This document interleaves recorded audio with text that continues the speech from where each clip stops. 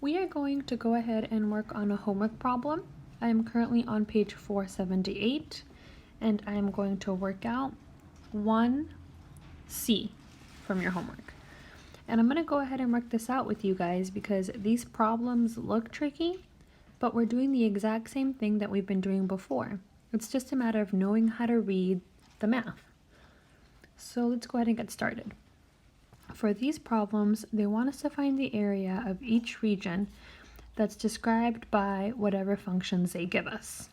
So on 1C, we're dealing with the line y equals negative 3x, the x-axis, x equals negative 3, and x equals 0. So I don't know if you guys remember from last section, but always tell you to always sketch the area you're trying to find. So that is always the way you start these problems. Go ahead and sketch the area that you are trying to find. So I'm going to go ahead and just sketch out these lines on a graph.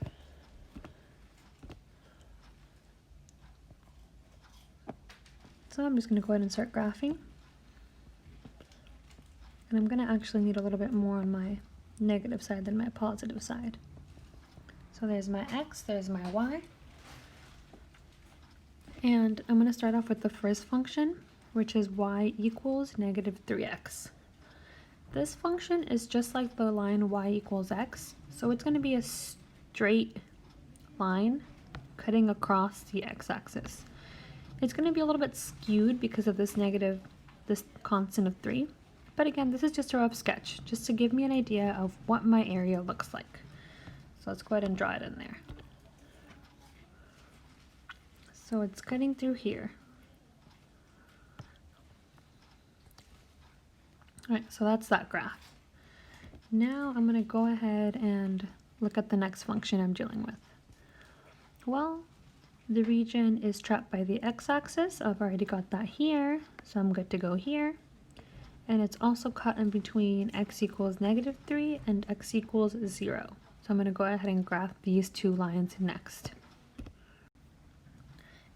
I'm going to go ahead and use a different color, just so you guys can see what I'm talking about. So I'm going to go ahead and graph the line x equals negative 3 first. So I've got 1, 2, 3. So we'll say that's about right here. And then I've also got the line x equals 0. So let me just graph that in blue. And I'm at the line x equals 0, which is right here. Okay. So now I'm trying to find the area of the region that's trapped by all of these functions. As you guys could have probably guessed, the area I'm trying to find is going to be this area right here, right? The area of this triangle in green. I'm going to have to do this in two ways. They want me to find the area geometrically, and then they want me to go back and find the area using calculus, so integration. So let's go ahead and start using just a geometric argument. All this means is use geometry. We know that this shape here, this is a triangle. Since it is a triangle, I can go ahead and find the area of this region using 1/2 base times height. So that's exactly what I'm going to do. So the area of my region is equal to 1/2 my base times my height. Now it's just a matter of figuring out what my base is going to be and what my height is going to be. And this is where you have to get a little bit mathy, right? So you can probably already tell that your base is going to be 3 units because from here to here, you shifted over 3 units. 1, 2, 3, right? Because this was negative 3.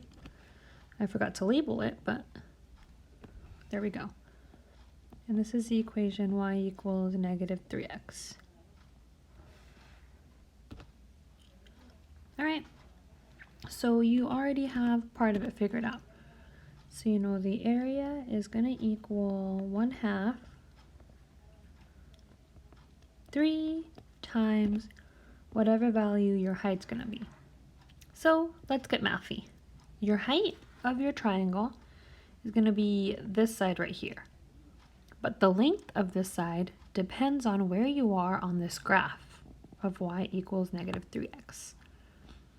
So the height of this depends on where you are on this graph. So that means that the height is going to happen wherever the y value is when x equals -3. So you're trying to find the y value, which is going to be this guy, the height, when x equals -3. And that's going to give you this height right here. So I'm just going to go ahead and go to this formula over here. And I want to find out what y is when I plug in x equals -3, because that'll give me this height that I'm looking for right here. So let's get working. So my goal is to find out what y is. So I'm just going to go in and I'm going to go ahead and plug in -3. And I get 9. So this here is 9. So that means that my height is going to be 9. And therefore implying that the area of my shaded region here is equal to 1/2 times 27. And that's good. You can leave it as 1/2 times 27. You can write it as 27/2. Both ways are correct. I would take either form.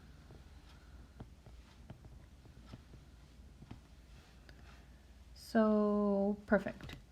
We have found the area of the shaded region. And we just finished doing it geometrically. So we just used our basic formulas that we know from geometry. So now let's go ahead and go back and do this using calculus. So we're going to go back and find the area of this region using integration.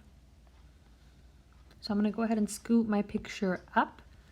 I'm going to start writing out of the picture of my lined paper. So you have to excuse me because we're going to start moving into just a blank white canvas. So let me go ahead and scoot everything up. Okay, so you guys don't start freaking out. All I'm going to do is I'm going to go ahead and re-sketch my function here because I've lost my picture, and then I'll start talking about it, alright? So don't be surprised when suddenly a sketch is going to just randomly appear. Alright, so all I did is I went ahead and I re-sketched my functions again. I'm still working with the exact same one. I'm still working with y equals -3x. I'm working with the line x equals 0, which is right here. And I'm working with the y-axis, and I'm working with the line x equals -3. And now I'm going to go ahead and do this using calculus. So I'm going to go ahead and do this using integration. So my goal is to find the area underneath the curve. So I'm just going to go ahead and set up my integral. Then I will just go ahead and start integrating. So remember, never skip this step. Never skip setting up your integral.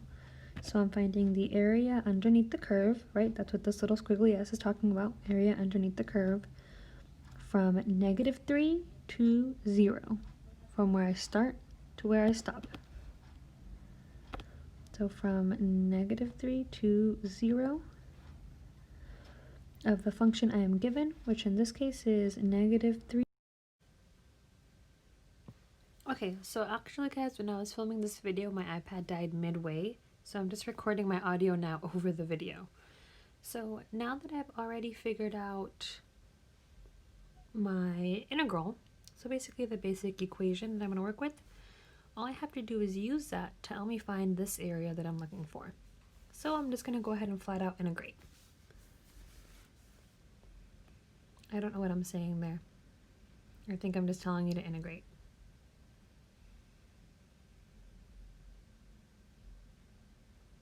Alright, so we're going to follow the same process that we always do. So it's going to be -3x, add 1 to the exponent and divide by 2. And I'm going to go ahead and go from -3 to 0. So now I'm just going to go ahead and plug in where I stopped and subtract where I started. I'm going to go ahead and write out the formula. I'm sure most of you don't need it by now, but might as well for those of you that do. So remember, it's f of where you stopped, which is 0 in my case, minus f of where we started, which in our case is -3. So now all we're going to do is we're going to go ahead and plug in 0 and then subtract the whole thing by the plugging in of -3. So we're going to get -0 squared over 2 minus -3 times -3 squared over 2. And now I'm just going to go ahead and simplify. As you can imagine, this is just going to be 0. A negative times a negative is going to give you a positive. And you're going to have 3 times -3 squared. And let me just, I think I went back to fix that little dot there. That should be a negative. So -3 squared is going to give you +9. And you're going to get 9 times +3, which is going to give you a 27 over 2. And now you can start feeling pretty good about yourself because you're like, you know what, I got this. 0 plus 27 over 2 is just going to be 27 over 2. And then you are pretty much good. Because the area that you found using geometry matches the area that you found using integration, the odds are that you did this right. So that's it, guys. That is it for this example problem. If you have any questions, go ahead and text me or ask me tomorrow before or after school. This is a new format of doing videos. I've never done this before, so let me know what you guys think. I'm going to go ahead and be alternating back and forth in between this method and doing it by hand. That way we can see what we're going to want to use in the future. So go ahead and let me know what you guys think, and please make sure you do work on your other homework problems. Alright guys, have a wonderful night. See you guys tomorrow.